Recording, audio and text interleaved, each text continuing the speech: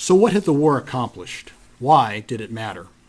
One American historian later wrote that the bonfires, the cannon, the church bells which celebrated the Peace of Ghent constituted less a shout of triumph than a sigh of relief.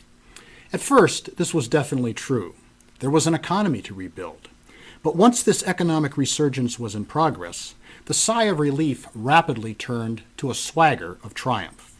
Americans quickly forgot the war's disheartening defeats and chose instead to remember a few proud moments. Lawrence's dying words of "Don't give up the ship," the glories of old Ironsides, and of course, Jackson's stand before New Orleans. Unwittingly or not, Jackson himself touched on this feeling in a proclamation he ordered read to his army near New Orleans in January 1815.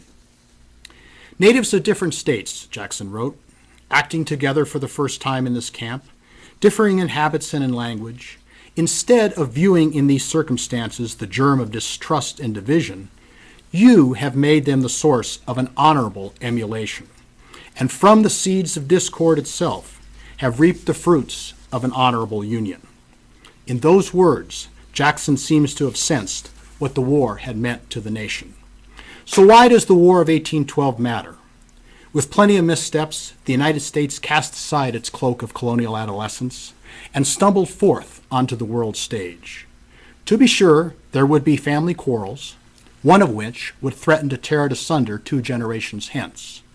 But after the War of 1812, there was no longer any doubt that the United States of America would become a force to be reckoned with in North America and in time throughout the world. The War of 1812 created a new generation of leaders. It unified the country with a new sense of national purpose, and it set the stage for westward expansion, not only in a resolved national psyche, but with new territories from Mackinac Island to the Gulf of Mexico. Why does the War of 1812 matter? In the most simple of terms, I can only refer you to the title of my book.